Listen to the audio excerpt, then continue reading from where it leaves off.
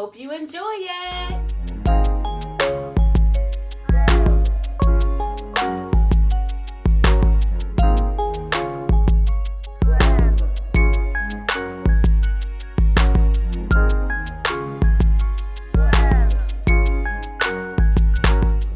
As you're resting or teaching yourself how to rest, the next thing that you need to do after you get married is to get some tools. Yes. Not the screwdriver, not the hammer. All of those are important, especially as you build this life together. You need those. But we're talking about tools that help your relationship flourish.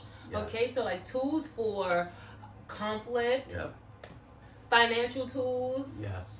And just the day-to-day of marriage, like one of the key tools that we eventually adopted was like family meetings. Yes. We did not know how important it was to discuss the business of marriage, because if you don't have set aside time to discuss the business of marriage, your marriage will become business. Yeah. And all you will talk about seemingly will be just that, the business of marriage, because you never set aside that time to actually put it on the table, discuss it up front, and then you can have those fun, everyday, random conversations about everything else, because sometimes it is hard to actually focus on those fun times when there's so much stress related to the business of marriage. Yeah. And the business of marriage could be your careers, your children, paying bills. You don't want your marriage just to become about those things.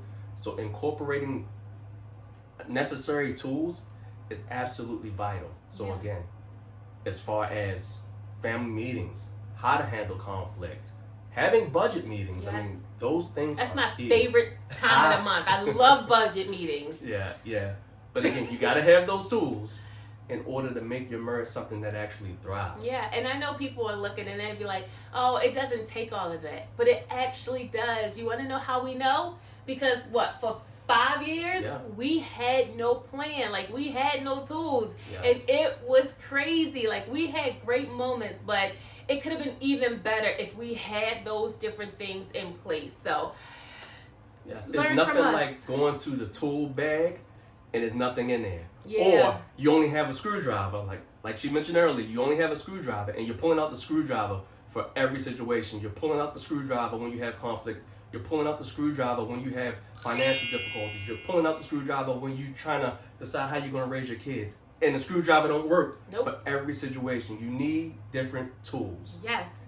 And once you get those tools, the other thing you have to do is set the vision. Absolutely. It's so important that you know where you are headed. Yes, you don't know how many couples we sit across our table from, or that we just talk to when we're coaching, and we ask them, okay, like, so what's the plan? What's the vision for your marriage? Oh, we're good.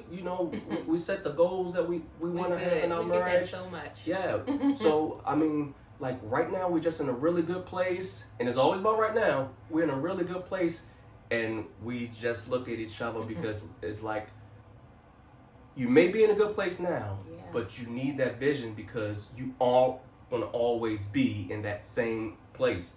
You are going to eventually move forward to another season, to another day, to another situation that you will need that vision in.